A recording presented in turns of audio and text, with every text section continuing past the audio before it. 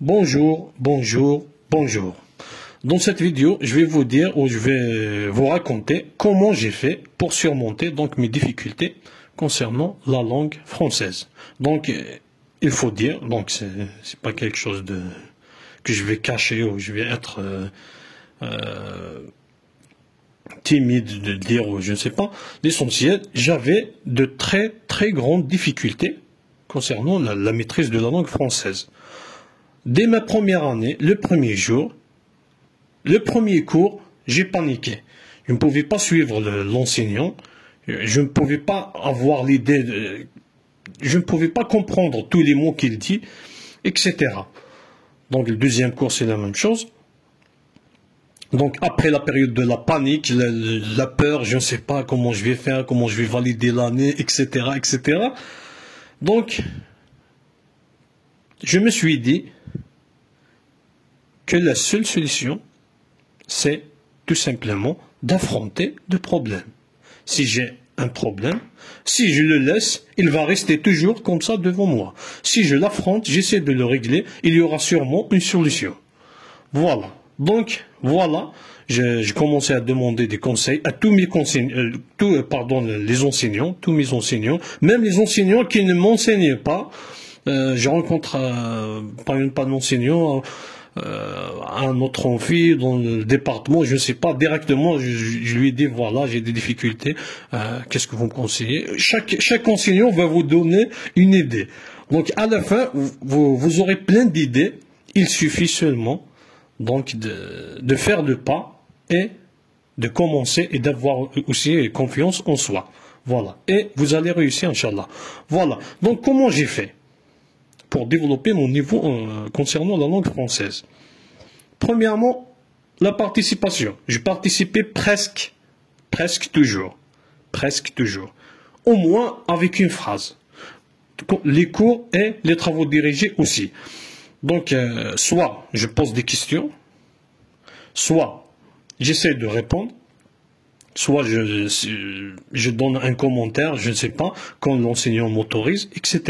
Bien sûr, il y a des moments où les autres étudiants se moquent, etc. Quelqu'un qui rit, par exemple, quand je prononce pas bien un mot, quand je dis, par exemple, je commence une phrase et je continue en arabe ou en kabyle des fois. Donc, mais c'est vrai, c'est un peu décourageant, mais il faut pas. Je savais que je suis dans le bon chemin. Donc, si quelqu'un va rire ou va se moquer, tout simplement, je vais l'ignorer et je vais continuer ce que je fais. Parce que je savais, j'avais un but et j'avais les conseils de mes enseignants, donc tout simplement, j'ai appliqué. Point. Donc, la première des choses, j'essayais toujours de participer. J'essayais aussi d'être toujours aux premières places. Voilà. La place bien sûr, qui évite plusieurs étudiants. Donc, je restais là. J'essayais l'essentiel de dire quelque chose, d'essayer de poser la question sur quelque chose du cours, etc. Ça, c'est un. Deux, la lecture. Je me suis forcé de lire et de relire. Surtout, je me concentrais, donc je ne lisais pas les journaux, etc. Mais tout ce qui concerne les cours que j'avais en première année. Donc, vous pouvez lire silencieusement ou à haute voix. Mais pour moi, je lisais à haute voix. Comme ça, pour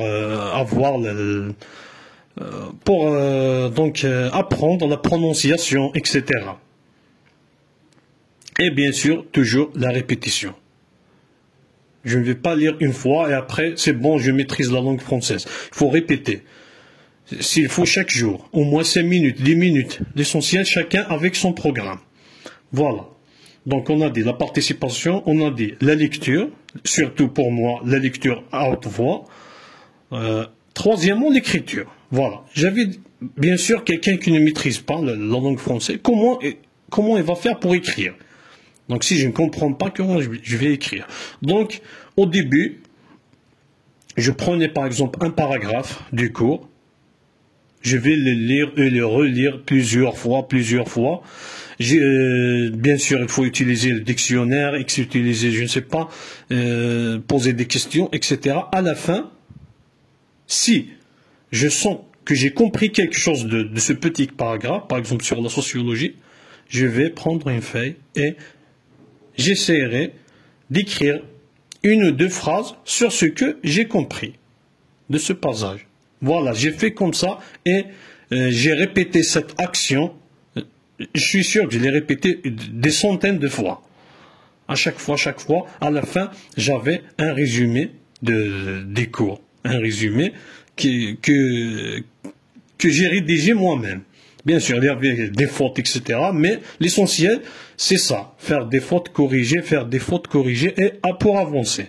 Voilà, au début, donc, c'était difficile pour écrire, par exemple, une phrase longue, etc. Après, avec le temps, vous vous retrouverez à écrire des petits paragraphes et après, vous serez une machine à écrire.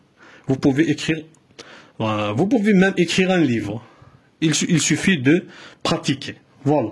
Donc on a dit la participation, la lecture, l'écriture. 4. L'utilisation de plusieurs dictionnaires. Voilà. Ça aussi, ça m'a vraiment aidé. Voilà. Pourquoi? Parce que j'ai remarqué, si j'ai par exemple, un mot que je n'ai pas compris, donc je consulte un dictionnaire, toujours je n'ai rien compris. Alors comment j'ai fait? Il y a des dictionnaires en ligne, il y a d'autres aussi, il y a la bibliothèque. J'essaie donc de voir le premier dictionnaire. Je n'ai pas bien compris le deuxième. Je n'ai pas bien compris le troisième. C'est comme ça. Jusqu'à ce que, je sens que j'ai compris ce mot. Voilà. C'est comme ça. Donc, d'un côté, j'ai utilisé le dictionnaire de langue, aussi le dictionnaire de spécialité. Par exemple, pour un exposé en psychologie, j'utilise le dictionnaire de psychologie. Pour un exposé de sociologie, j'utilise un dictionnaire de sociologie. Voilà. C'est comme ça. Donc, j'utilise fréquemment les dictionnaires. Jusqu'à maintenant, j'utilise toujours les dictionnaires. Voilà. Donc, le 5e point, donc on a dit, le 4e point, on a dit l'utilisation de plusieurs dictionnaires. Le 5e point, voilà, donc ça c'est mon avis personnel, c'est pas quelque chose que j'ai retiré d'un livre ou je ne sais pas, c'est mon expérience personnelle. J'ai essayé toujours d'éviter la traduction en langue arabe. Pourquoi? Bien sûr, je maîtrise la langue arabe beaucoup plus mieux que le français, etc. Parce que c'est la langue qu'on utilise dès la première année en primaire. Voilà. Mais des fois, la traduction ne va pas aider la personne à s'améliorer. Il vaut mieux, pour moi, utiliser le dictionnaire français-français que utiliser le dictionnaire traduction français-arabe. Sauf si je n'arrive pas à comprendre un mot. Donc des fois je l'utilise, mais j'évite. Pourquoi? Je ne sais pas comment dire ça, mais donc je ne suis pas un spécialiste dans la langue française, mais j'ai remarqué que si pour ceux qui utilisent donc la traduction toujours, donc même s'ils écrivent une phrase en français, vous allez sentir que cette phrase ne va pas. On dirait que c'est de l'arabe. Donc je n'ai rien contre la langue arabe, mais pour avoir un style, etc., personnel, pour moi, je préfère, au début c'est vrai, je peux consulter la traduction parce que c'est plus facile, mais le mieux pour moi c'est d'utiliser les dictionnaires français. Voilà, pour la langue française. Voilà, pour moi c'est comme ça que j'ai fait. Et ces étapes ici, donc que j'ai écrit ici, c'est ce que je faisais en première année et en deuxième année. Donc, on a dit éviter la traduction. Aussi, le 6e point, Voilà, prendre la parole aux exposés. Voilà. Donc, je me suis efforcé donc de parler pendant l'exposé, même si c'était difficile pour moi. J'ai essayé des choses, etc. Mais à la fin, le premier, le deuxième, le troisième, le quatrième exposé, à la fin, sans le savoir, j'ai augmenté mon niveau, sans le savoir. Voilà, au début, c'est vrai, c'est toujours difficile. Par exemple, il y a des choses comme ça, il y a des étudiants qui vont rire, etc. Mais il ne faut pas se décourager. Voilà. Des fois, je paniquais, je ne savais pas quoi dire. C'était l'exposé, même la lecture, je ne pouvais pas lire. Mais avec la répétition, etc. Donc, je vais parler. Il y a des choses à faire aussi pour bien exposer dans une autre vidéo, Inch'Allah, que je vais dire exactement comment j'ai fait lors des exposés. L'essentiel, chaque exposé, je n'essayais pas donc d'essayer de perdre le temps pour que l'heure soit finie, ouais c'est bon, l'exposé est fini. Non, j'essayais de prendre la parole, même si c'était difficile. Voilà. Tout ça, mais le plus important, je pense, c'est ce septième point, c'est avoir confiance en soi et la persistance et la patience. Voilà. C'est ça.